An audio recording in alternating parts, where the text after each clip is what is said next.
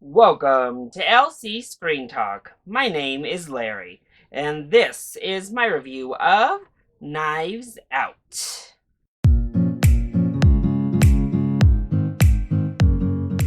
Knives Out was the opening night red carpet presentation at the 42nd Annual Denver Film Festival.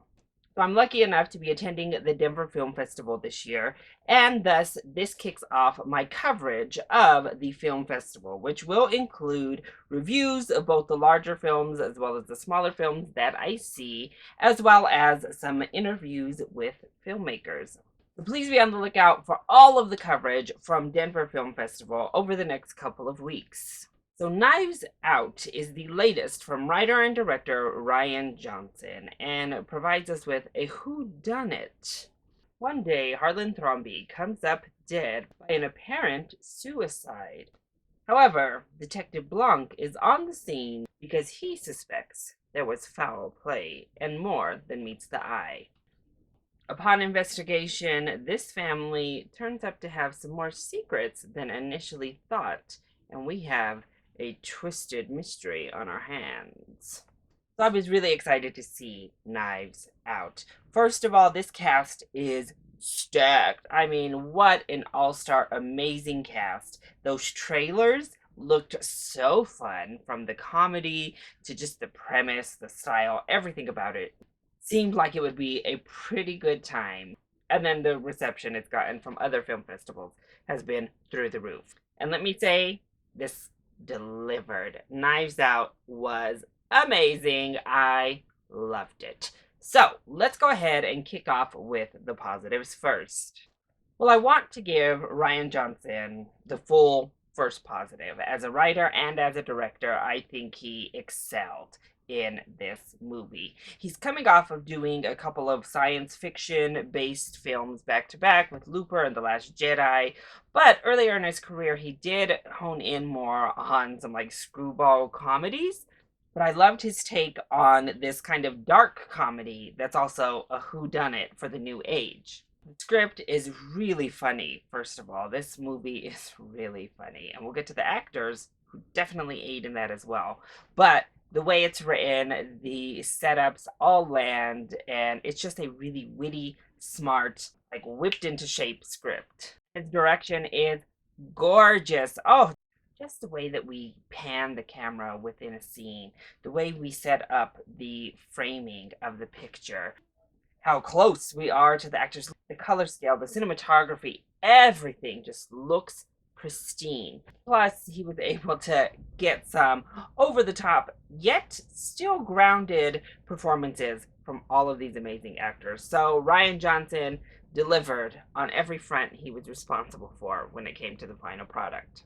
And then let's talk about this cast because they are all great. I'm going to start with Ana de Armas, who was so good in this movie. She has one of the more predominant roles of the film, and I think she was great. She's a younger actress. She's really been kind of having her breakout moment over recent years, and this performance is a bit of a coming out for me personally to see her really deliver something great. Daniel Craig also nails it in this movie.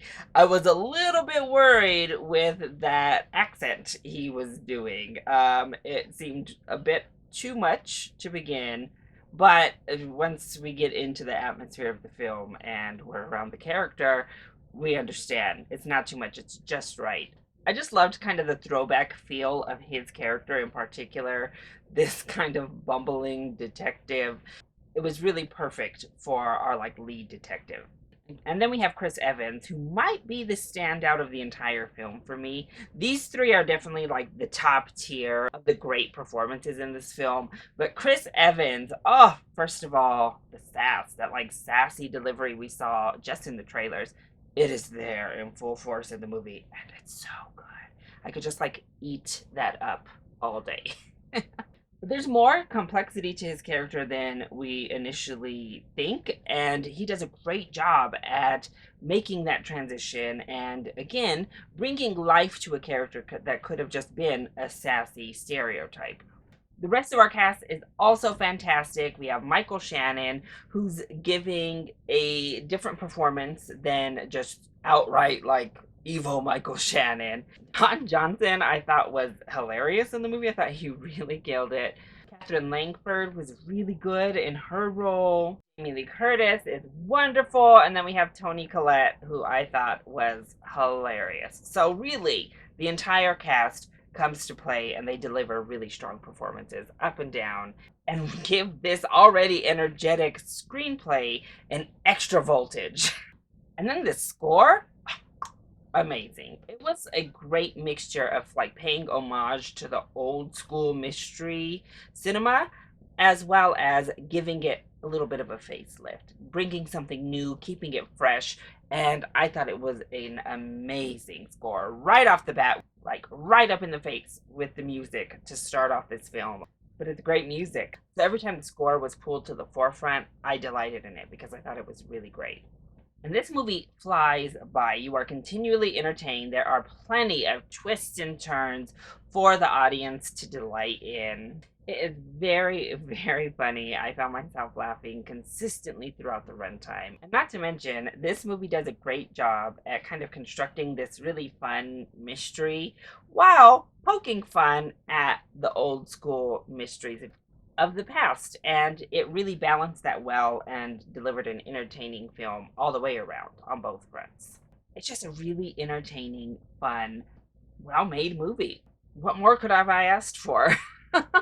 Well, in saying that, I do have some negatives to get to when it comes to Knives Out. But I think these might be slightly more nitpicks than they are outright negatives. First of all, we have this huge star-studded cast, and there are so many players that it was unrealistic to hope that they all had big moments to shine.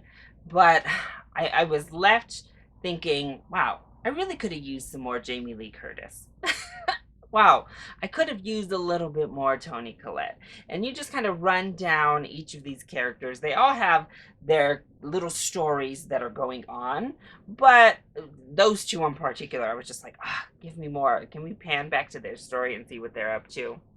I also think some of the smaller moments with the family, they brought up interesting things, but their purpose seemed to serve telling us who these people are. Like there's this young boy who they call a Nazi, and they keep making insinuations about him being weird or whatever the case might be down that front.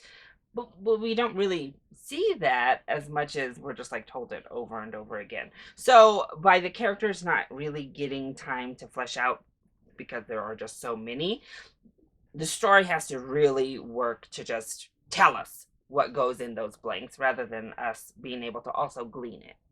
Also, I wonder if there are enough breadcrumbs for the audience to follow here. I'm not going to go any further into that because you need to go into this completely fresh, no spoilers.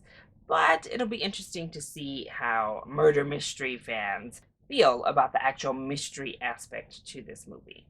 So overall, I think Knives Out was pretty great. This was definitely one of the funniest films I've seen this year. I was entertained from the moment this movie began all the way through the ending credits. I can't wait to go see this movie again. I just had that good of time with it. So my recommendation for Knives Out, honestly, is a full price ticket. I really think everybody can get on board with this film. Just go give it a watch, and I think you'll have a really great time at the movies. So, that is my review of Knives Out. I hope you enjoyed it. If you did, go ahead, click like down below, and subscribe to the channel so you are always up to date on our latest videos.